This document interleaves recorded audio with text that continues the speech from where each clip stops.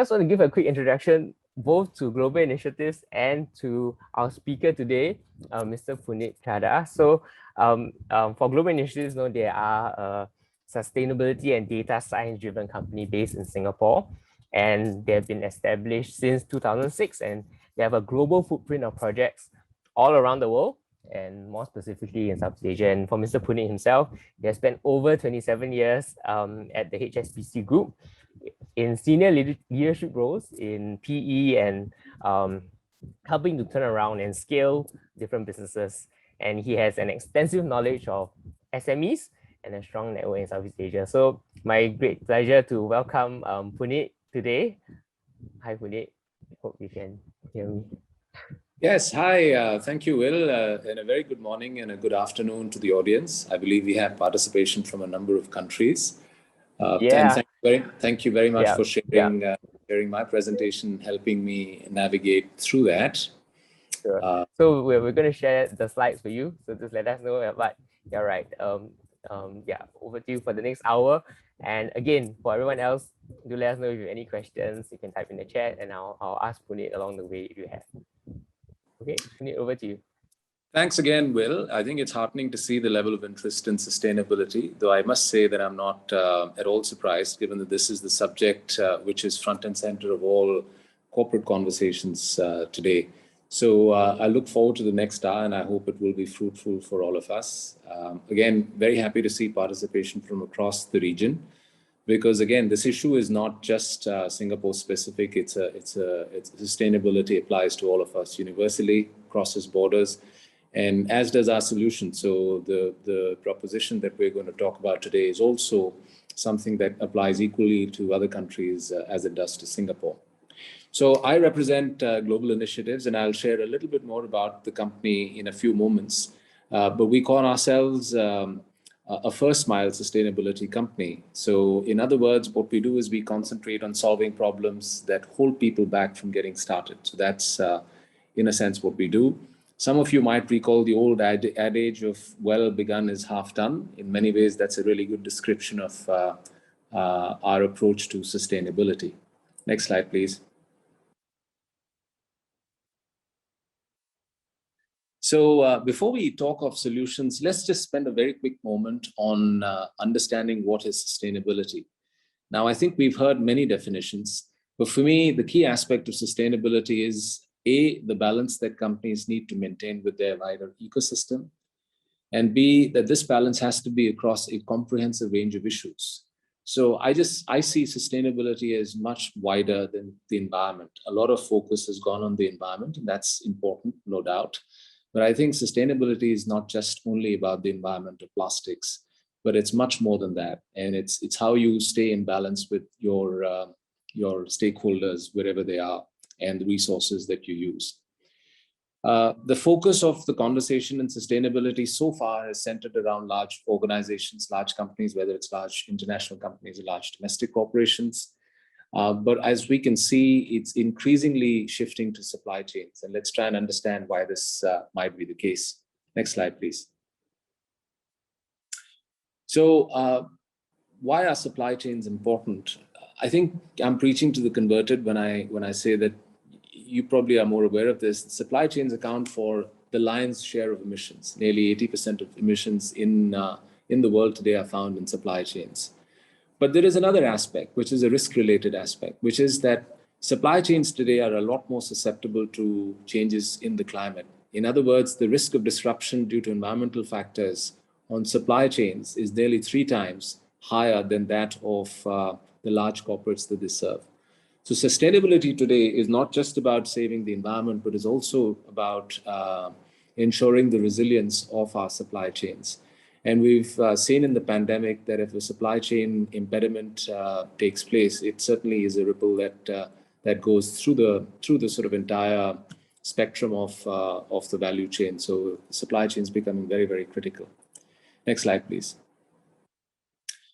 It's therefore not a surprise that the regulators and media are now starting to shift their focus on supply chains much more than they have in the past.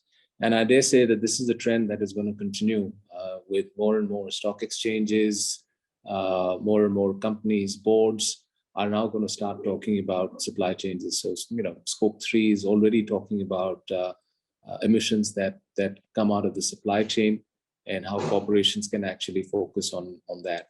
Next, please.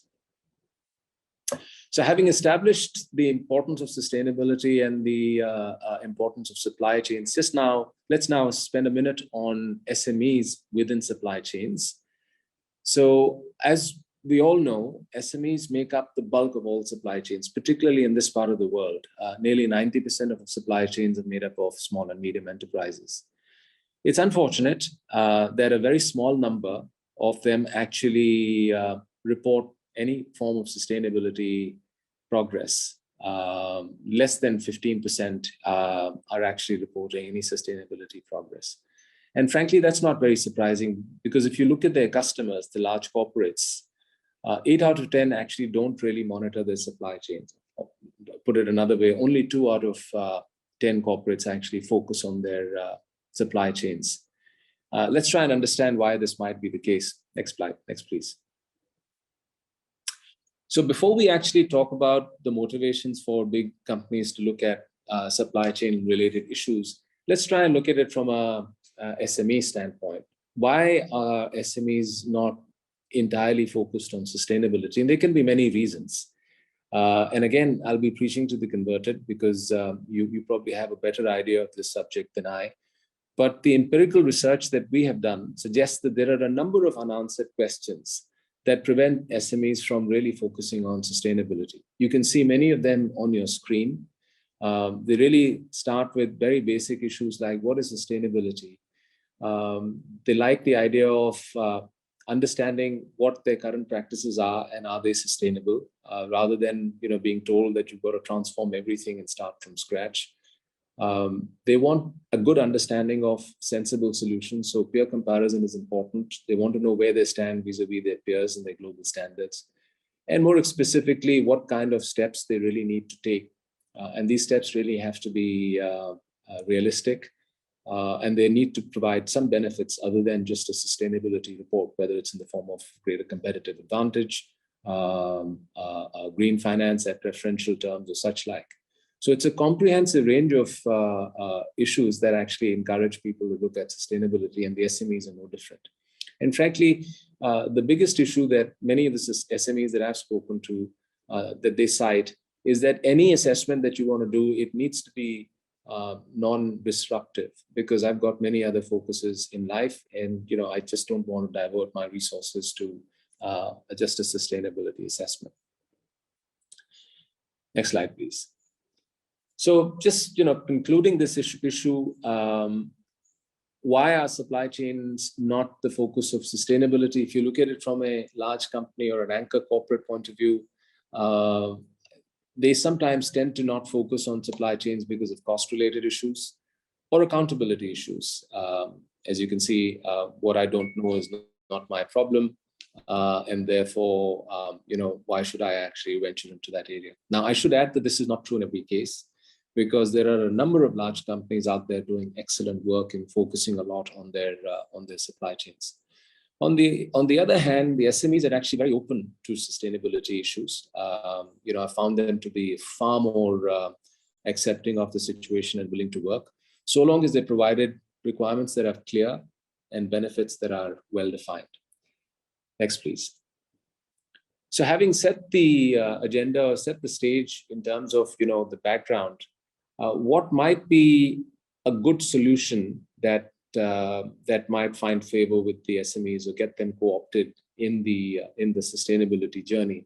So we've identified 5 aspects that are critical for any proposition that might succeed, and it's very closely related to the questions that I mentioned earlier about from an SME perspective. So I think it's important for any solution to provide the respondents or the audience they're serving answers to the materiality question. For example, what is important? What are the important aspects of sustainability for my sector? A one-size fits all solution is seldom sensible. Having a supplier in the high-tech space versus somebody who's in manufacturing or in the services sector They are very, very different operations, and you really need to look at them differently. So the first step really is to understand what is the importance that a sector assigns to the various aspects of sustainability. The second aspect really is to understand how the current practices that a company is deploying measure up to all the requirements that sustainability frameworks might require, so that change is minimized.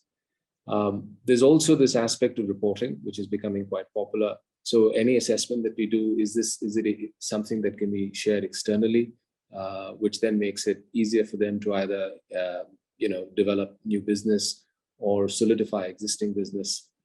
And then finally, any assessment should really provide some guidance in terms of what kind of targets do I look for. These have to be realistic, and these have to be something that makes me more competitive. And finally, what are the choices I have to take specific action to meeting those targets?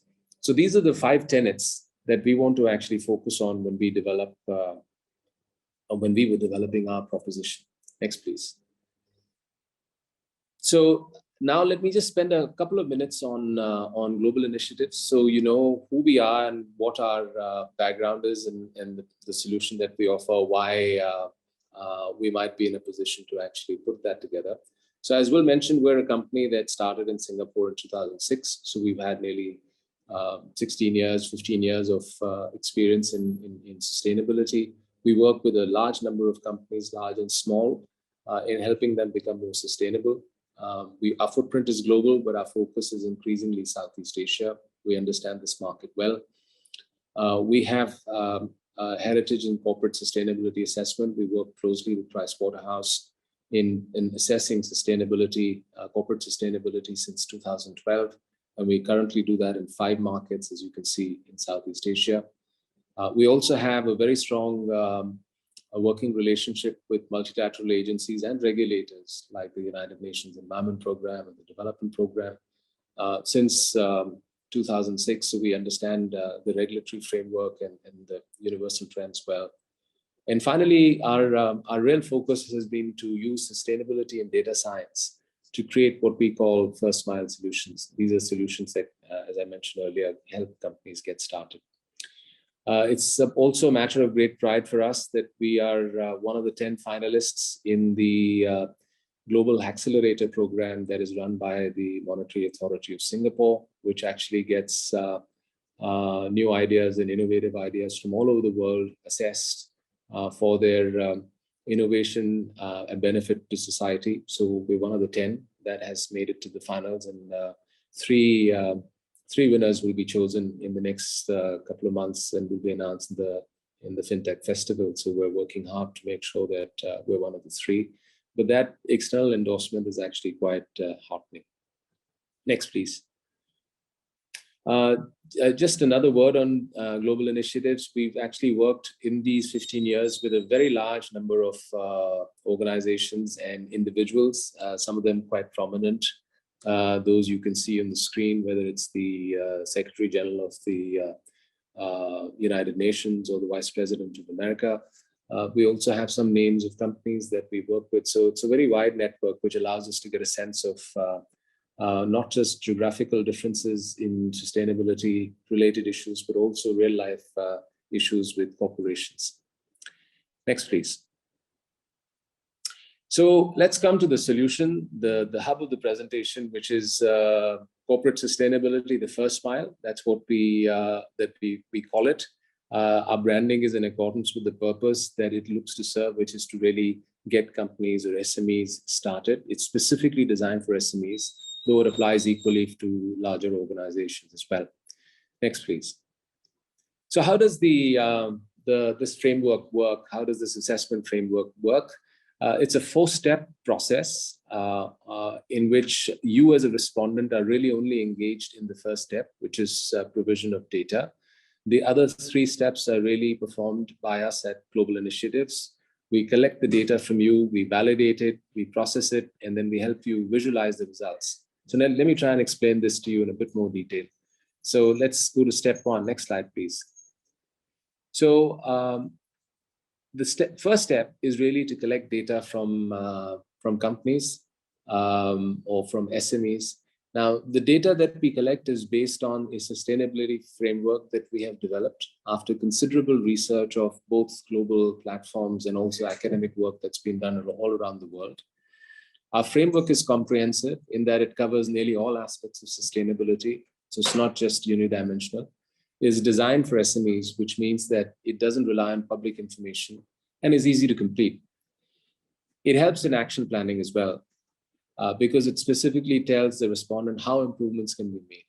So in essence, every respondent that chooses to participate in the program can receive an overall index score, which tells them about their sustainability. And that index score can actually be broken down into subcomponents, which can allow them to get a very good understanding of where they stand vis-a-vis their peers in their sectors. This index is really sector driven. We can create an overall index as well, but the sector scores are important because the comparisons are much more useful for every sector. We call it the Singapore Sustainability Index, powered by global initiatives, because all good things actually do have a name related to where they started, whether it's Basel III or the Warsaw Pact or the Paris Accord. And we're hoping we would probably get the Singapore Sustainability Index embedded as a feature from Singapore. Next, please.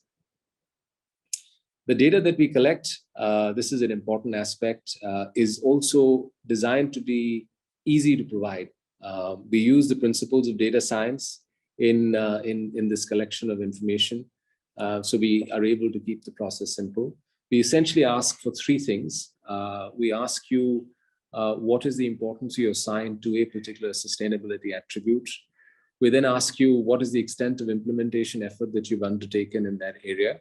And then finally, we request you to provide supporting documentation, which can evidence the implementation that you've taken. It should take about an hour, hour and a half to complete, though it might take a little bit longer if you want more deliberations within the organization. We have embedded descriptors in every or most aspects of the questionnaire.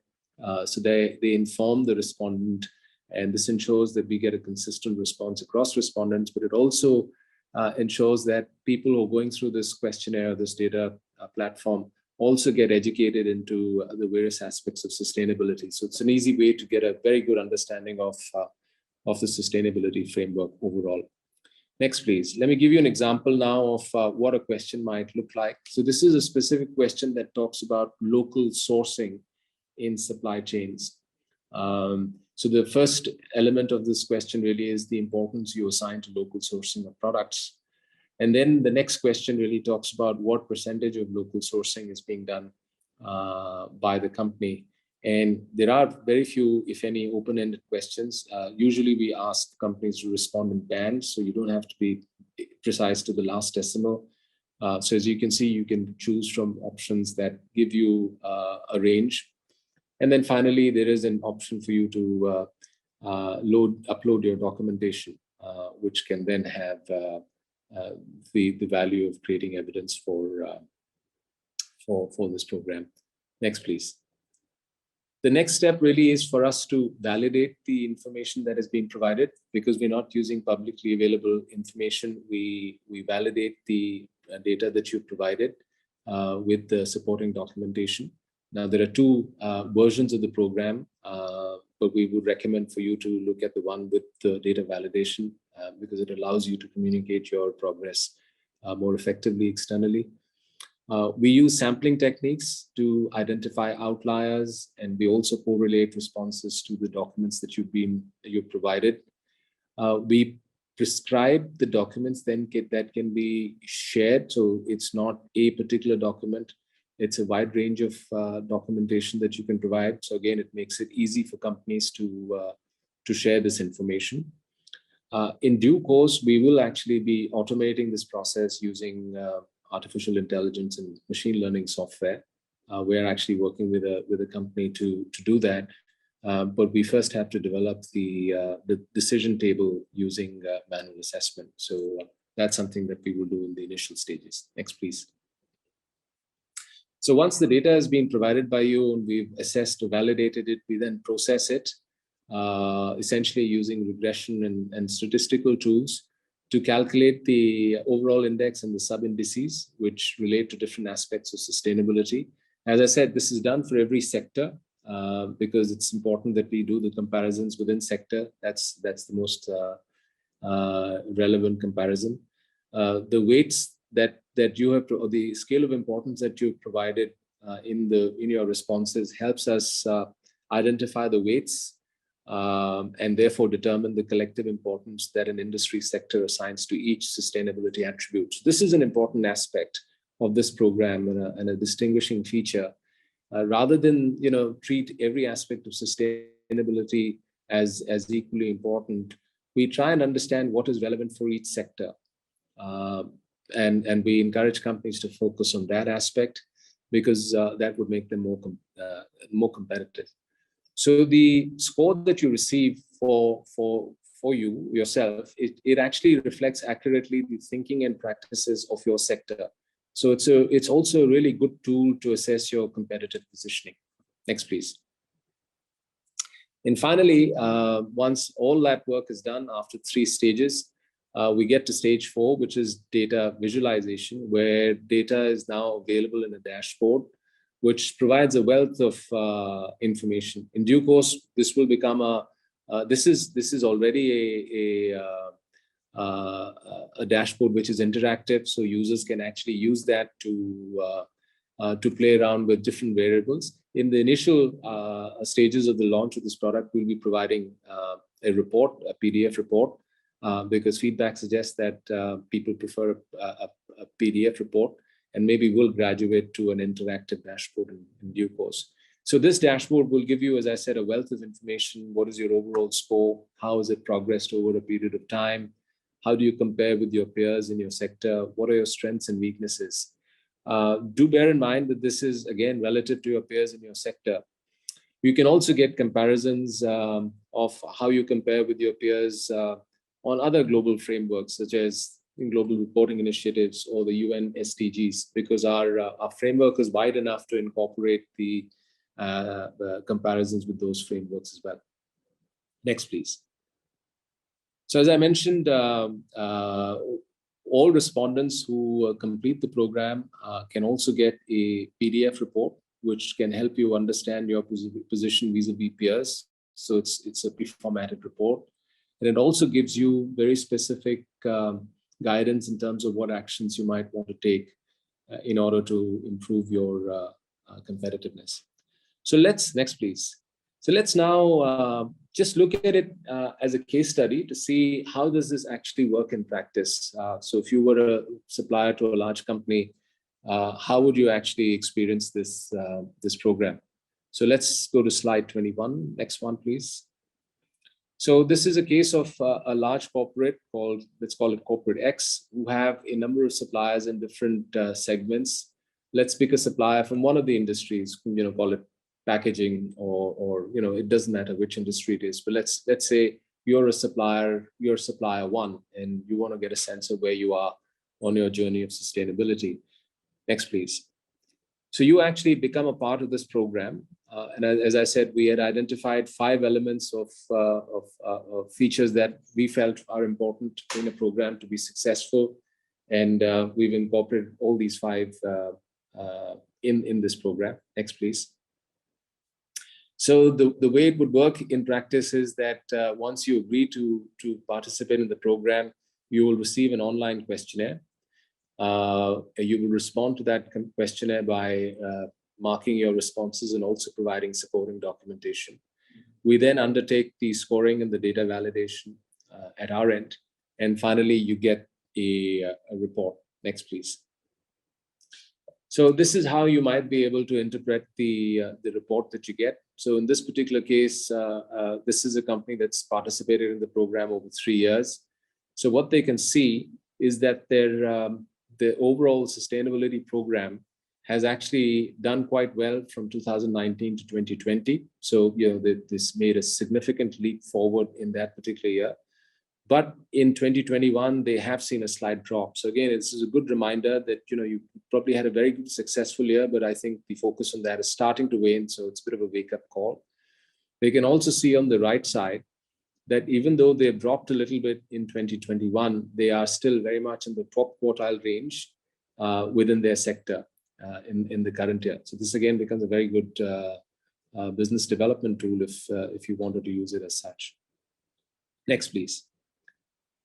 So we saw on the last slide that this company is in the top quartile, but here what they get to do is get a sense of what are there are 4 aspects of sustainability, 4 major dimensions of sustainability, and they can understand how much importance each aspect is assigned by their industry sector. So in this case, what they find is that environment is considered to be the most important aspect of sustainability in their sector, but that's where their scores are not that high. On the other hand, governance is a less important dimension, but that's where they're scoring high. So maybe there is a case for them to reassign some priorities from governance into environment, because if they don't do that, it's possible that they might start to slip relative to their sector. Next slide. In this slide, a respondent can actually get a comparison of their relative positioning vis-a-vis their sector peers on various other frameworks that are popular around the world. And this segment of the proposition will actually evolve as we go along. We'll probably add more and more comparisons.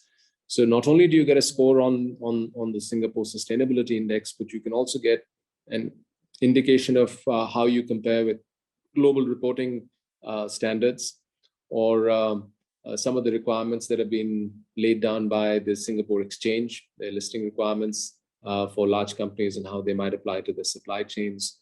The United Nations Sustainable Development Goals, as you know, there are 17 of those, and how do you compare in terms of complying with those relative to your peers? Again, in this particular case, this applies in the top quartile range for all. And then finally, SLLP are the sustainability-linked loan program conditions. And are you complying with those, and would you be in a position to qualify for green finance? So there's a number of those aspects that are important, and this becomes critical when if you're marketing your services overseas, cross-border, because if you're able to show evidence that you're not only sustainability minded, but your track record shows you to be in the top half or the top quartile of your sector, then that just sort of speaks for itself. Next, please.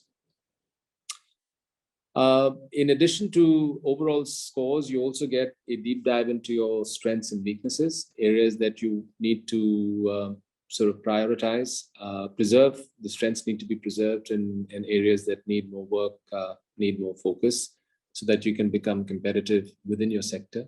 Next, please. An interesting aspect of this program is also the information that it does give you on your strengths. So it's not just important to focus on weaknesses, but it's, as I said earlier, also critical that you preserve your strengths. So in this particular case, this supplier has their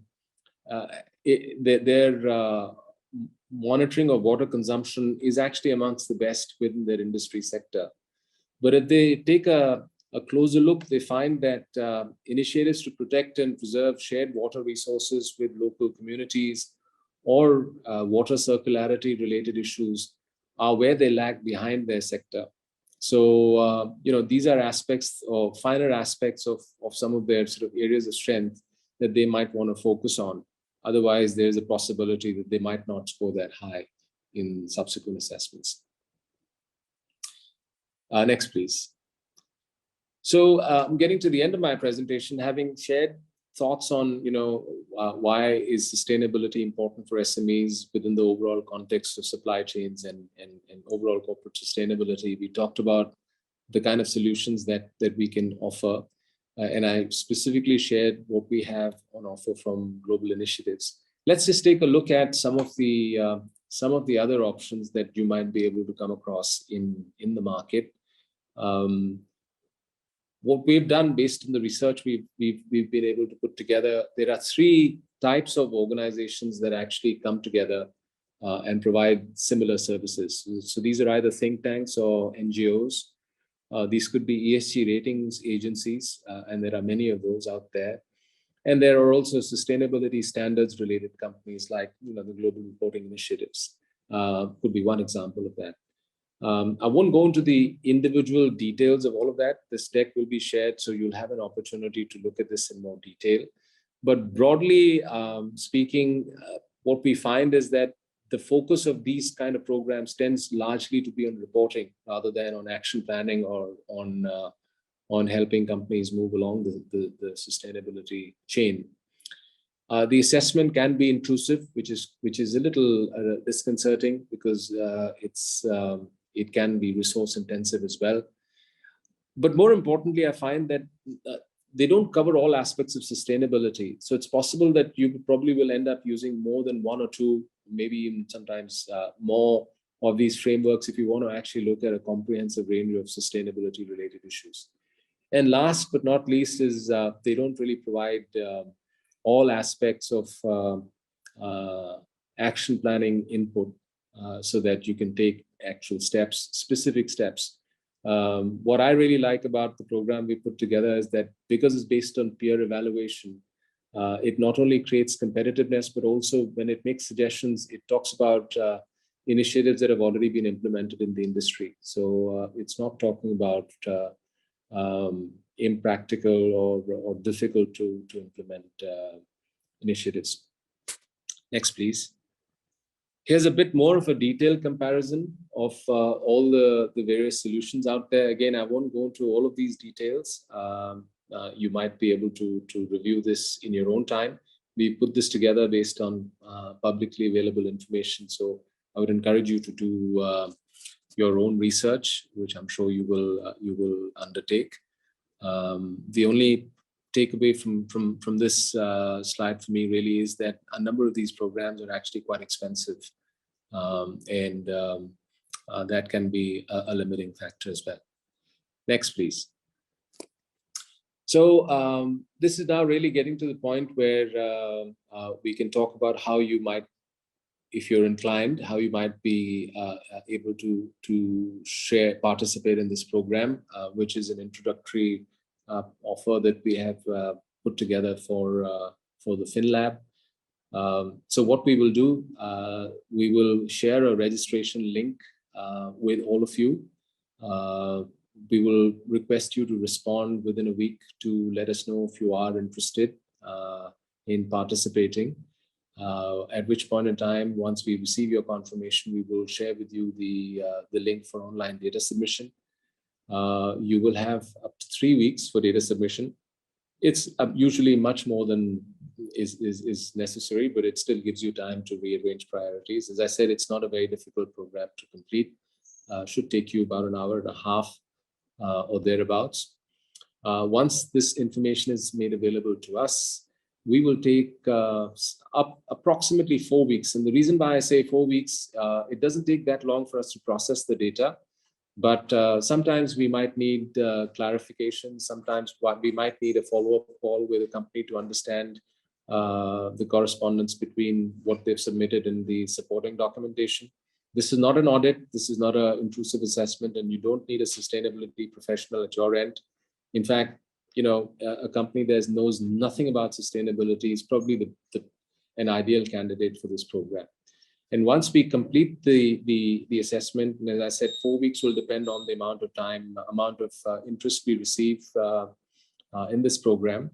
And then what we will do is come back to you with a report, which can give you a summary of where you stand in your particular sector, and give you an idea of where some of the gaps are, what some of your strengths are, things that we spoke about. Next, please. These are the participation options. We've actually put together something specific for the FinLab, given the amount of work they're doing in this area. There are 2 ways of participating. There's a limited format that you can participate, which is a little cheaper, but the amount of information you get is not as extensive as the advanced program. One other key difference is that the documentation verification that we do is much more comprehensive when it comes to the advanced program. I'm given to understand that we're in discussion with a number of companies, large corporations, with a request to see if they might want to sponsor or defray some of the cost of participation from your end. And I have been encouraged by the response I've received so far. So depending on the number of participants that we receive, if there is strong interest, and particularly interest from each sector, then there is a possibility that we will have some form of corporate sponsorship which might sort of absorb this cost on your behalf. In addition to these two costs, there might also be a brand licensing fee. We are still in the process of deliberating that, largely because some of our clients have requested us that this report they be allowed to share this report externally, and for that we need to define terms and conditions, which means there has to be some form of a brand licensing agreement. In any case, that is not something that's going to be excessive. We're not as yet decided. It will be an optional fee, and again, it'll be nominal. It wouldn't be a limiting factor. Next, please. So here is the QR code as well, in case you want to get started right away with your interest in the program. And as I said, we will share this with you as well. And if I can just make one last comment before I close my presentation, and thank you. I do want to say that in addition to the benefits that you're probably going to obtain directly through your participation, I think this will also serve a larger purpose. And let me explain how this might be the case. Because we are able to aggregate the data that we receive from you at a sector level, at a trade body level, which can allow both regulators and trade bodies to get a much better understanding of shared problems in a sector. So if all of you in a particular sector have issues in one particular aspect of sustainability or multiple aspects of sustainability, a similar dashboard, collective dashboard at a sector level can be made available to the people who can actually help solve those problems. So that becomes a very important aspect of this program as well. Not only does it benefit the individual respondent, but it also benefits the industry sector, and to the benefit of everybody. So we would very much like to encourage participation. Ideally, we would need at least a 30-member participation in every sector, but that gives us statistically robust solutions or data points. But the program works equally, even if we have less. So I would encourage you all to think about this, because it is certainly something that many of our other clients have found useful. With that, let me say thank you very much for your time. And I think we still have a few minutes left, and I'd be happy to take questions if there are any. Just one last comment. None of the information that we will collect from you and the results that we put together will ever be released in the public domain. These will remain confidential between ourselves and the respondents, unless the respondents choose to share this at their own volition externally. Thank you very much, and back to you, Will. Thank you so much, Puneet. Really, that was a very interesting segment. Especially, I just want to reiterate some of the points you mentioned. It's just participating and giving your company assessing your sustainability framework.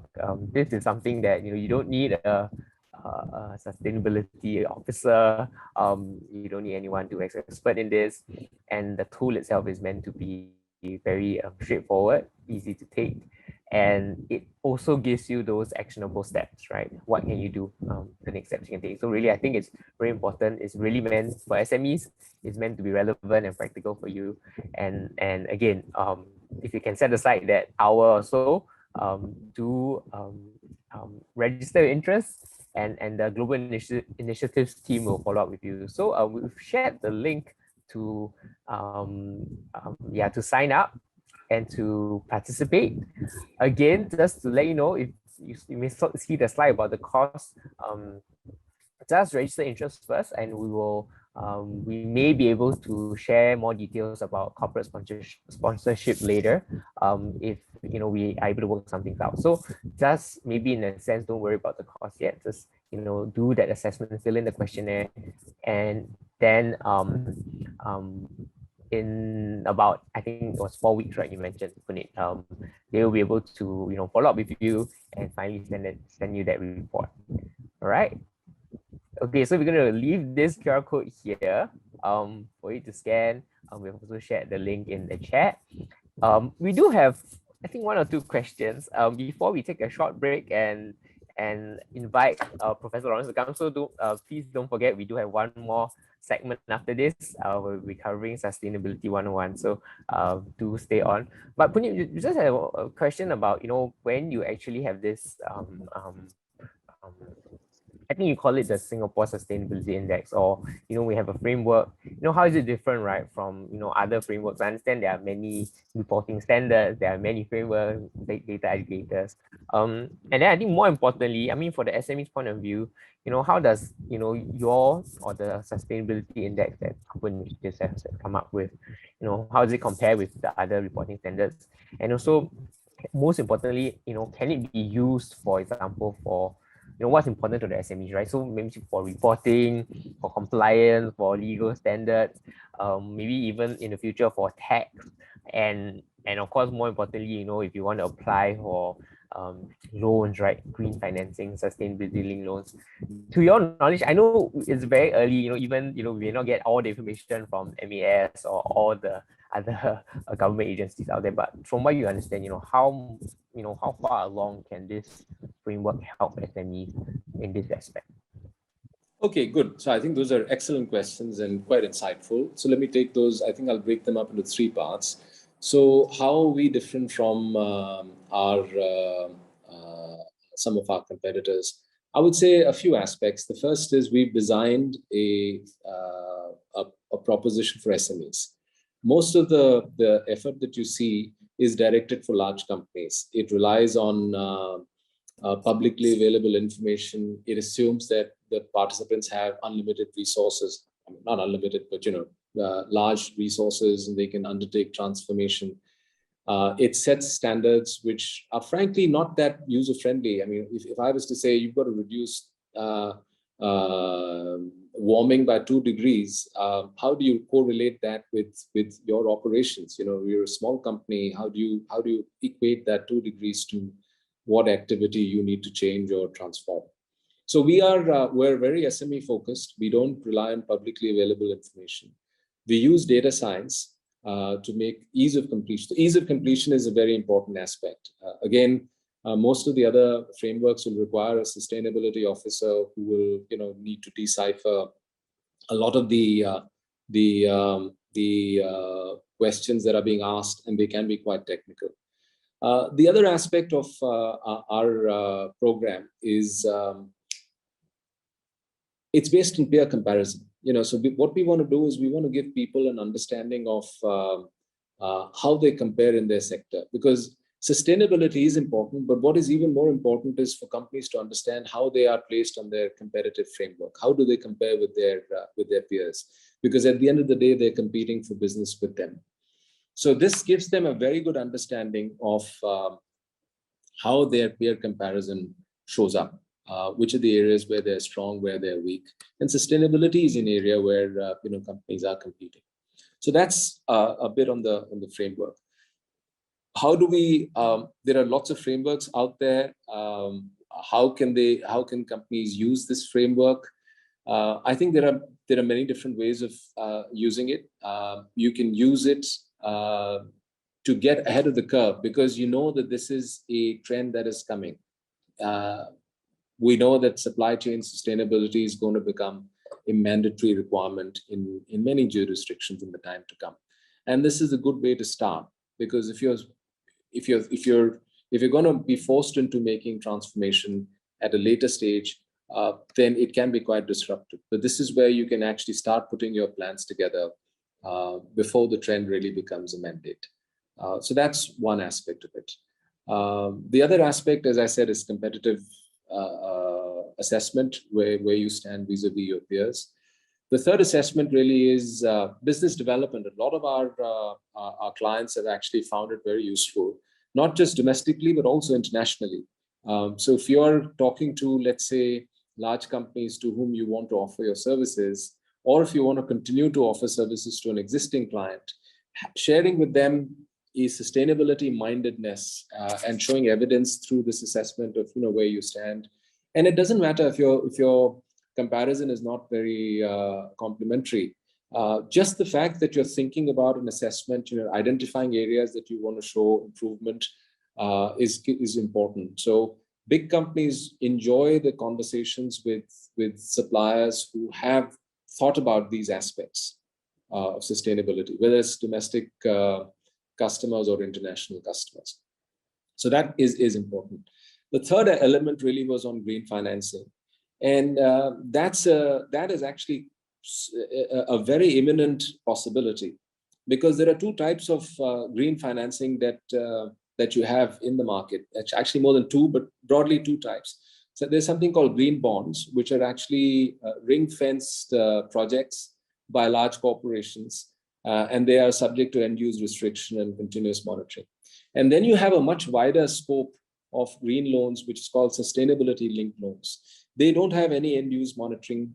They don't have any specific targets. They basically need 4 criteria to be fulfilled. A company needs to submit itself to a sustainability assessment. B, it needs to identify targets that it needs to implement, and it needs to review and report. So that's where this program that we put together is actually very useful. So anybody who goes through this program can actually use it to consider sustainability-linked loans. We are separately partnering with a fintech platform, which we hope will come to market very, very soon, where what we're doing is we're allowing suppliers to come on that platform, and they can automate their commerce with their anchor corporates. We will also have banks on that platform, and this assessment can also be ported on that platform, and suppliers can get green finance. So it's sooner than you think.